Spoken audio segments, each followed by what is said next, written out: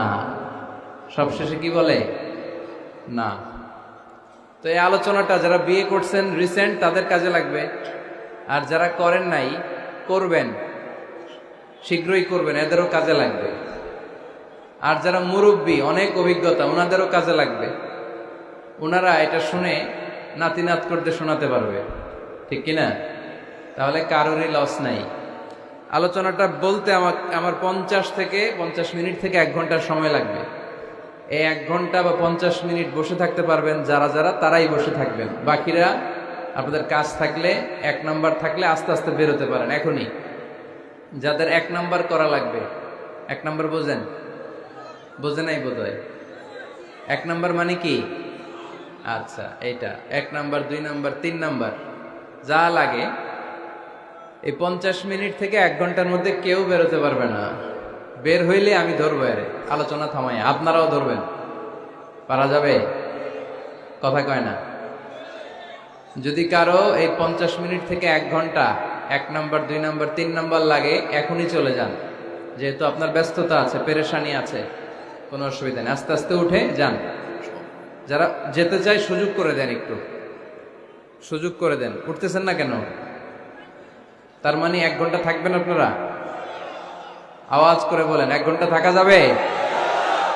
অনেক যুবক ছেলেরা দাঁড়িয়ে আর মোর ভেঙে নিতেছে এমনি, থাকমু হুজুর। মাশাআল্লাহ, খুব ভালো।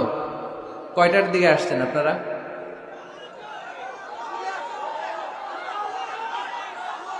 দুপুর 2টা। আরে কি কষ্ট হইতেছে এদের। তো এত ঘন্টা যেহেতু থাকলেন, 8 ঘন্টা 10 ঘন্টা, আর 1 ঘন্টা কি কোরবানি করা যাবে? উঠবেন না? না, আমি কিন্তু সুযোগ দিছি। এই 1 ঘন্টার মাঝখানে কেউ উঠতে পারবে না। আর মনে থাকবে? আওয়াজও করতে পারবে না। এদিকে কি কথা নাই? না, বসতে পারবে না, এরা দাঁড়ায় শুনবে, একেবারে চোখ। প্রতিটা মাহফিলে বিশৃঙ্খলা, কোথাও মন খুলে কথা বলতে পারি না। গেলেই এদিকে ধাক্কা ধাক্কি, মারামারি। প্রজেক্টরের জায়গায় প্রজেক্টর থাকে, সব আসে এদিকে। প্রজেক্টর দিয়া লাভ হয়েছে কি? প্রজেক্টর আছে, ওই যে দেখা যাচ্ছে কত সুন্দর, ওখানে যান। এখানে ধাক্কাধাক্কি করবেন না। ওখানেও লোক আছে আলহামদুলিল্লাহ, এরা ভালো মানুষ অনেক। ঠিক আছে, দৌলতপুরের ভাইয়েরা, আলোচনা শুরু হচ্ছে এখন।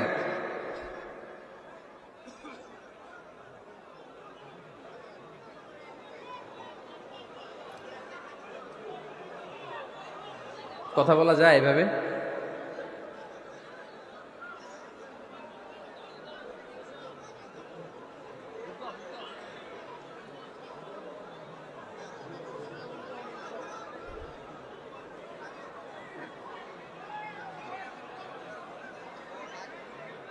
ব্যাস,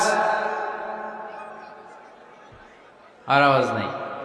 আলোচনার বিষয় সুখী দম্পতি। বিষয় কি? কথা বলে না। দম্পতি বোঝেন? বুঝেন?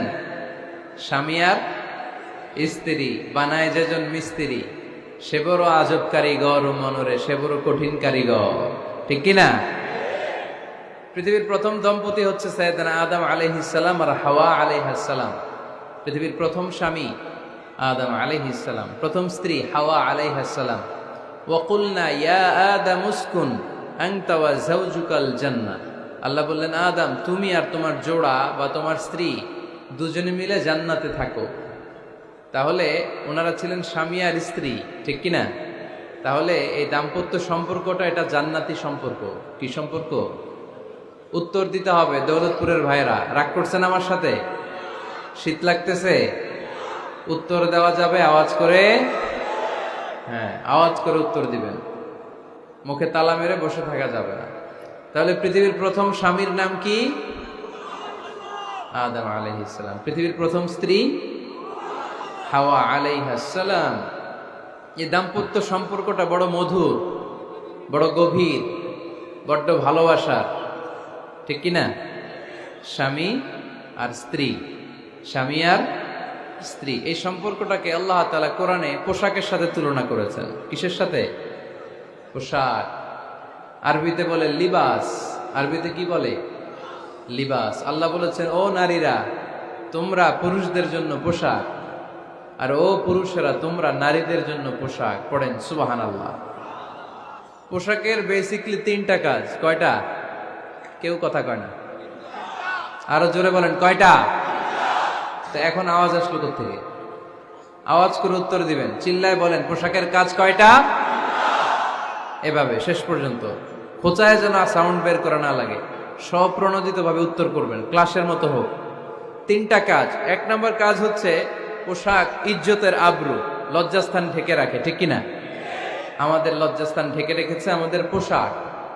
ঠিক তেমনি স্বামী তার স্ত্রীর ইজ্জত হেফাজত করে, স্ত্রী তার স্বামীর ইজ্জত হেফাজত করে, স্বামী তার স্ত্রীর চরিত্র হেফাজত করে, আর স্ত্রী তার স্বামীর চরিত্র হেফাজত করে। এজন্য আল্লাহ একে অপরের উদাহরণ দিতে যে লেবাস বা পোশাকের সাথে তুলনা দিয়েছেন। সুবহানাল্লাহ পড়েন।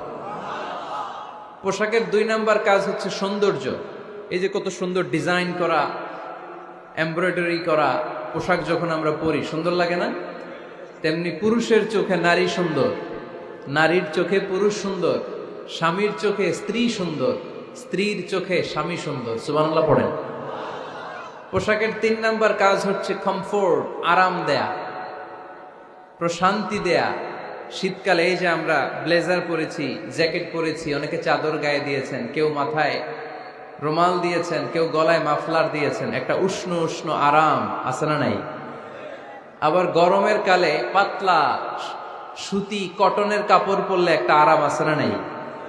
তাহলে পোশাক পরলে যেমনি আমাদের দেহ প্রশান্ত হয়, আরাম পাওয়া যায়, তেমনি স্বামী স্ত্রীর স্পর্শ পেলে সে আরাম পায়, তার হৃদয়